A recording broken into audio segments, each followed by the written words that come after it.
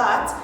So we've decided that we want to carry on with public speaking this term. It's just going to look a little bit different. So Miss Blair and I are going to make a video every week, and we're going to post it onto the school's YouTube channel for you guys to watch, and then we're going to set a little challenge or a task at the end of the video for you to do, and then make a video and submit it to us on Teams. So before we start with this week's challenge, we just want to remind you about the format of a speech when writing a speech. Remember, speech is made up of 3 parts. So, and we always compare it to a cat. So the first part would be the cat's head.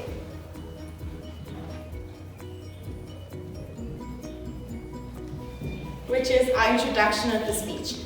With your introduction, you don't want to tell people what you're talking about, but you want to allude to it.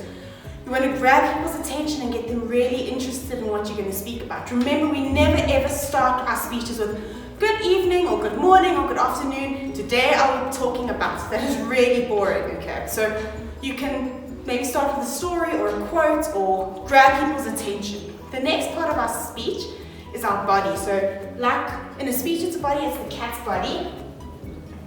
And like a cat has front paws and back paws, we say our body is made up into 2 parts. So the first part would be generalized, and that is facts about your topic.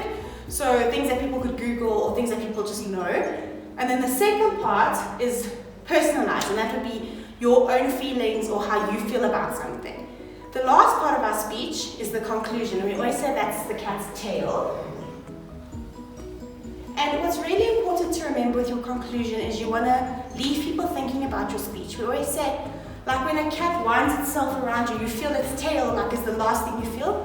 You really want to leave people thinking about what you said and wondering about your speech for days. It's very important not to end with, thank you for listening to my speech. Each week, Ms. Blair and I will be telling you about a different type of speech. This week, I'm going to be telling you about informative speeches. And I made notes, just like you would use cue cards in your speech, because I want to make sure I don't forget something. So this week, we're talking about an informative speech. So an informative speech is a speech that provides information and educates the audience. So you've got a certain topic and you're telling them about that topic.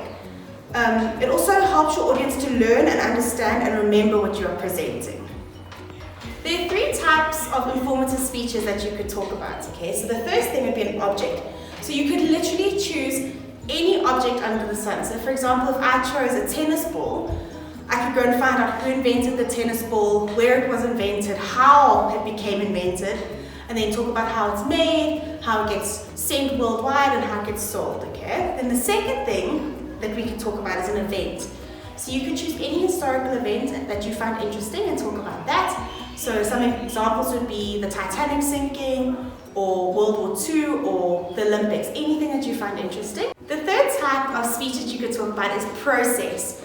So you can choose anything and go and find out how it's made or what happens to it, okay? So for example, if I chose a chocolate bar, how is a chocolate bar made? I would go and I would research how it grows, how they harvest the plants, what they do in the factories, from in the factories to the shops, that whole process.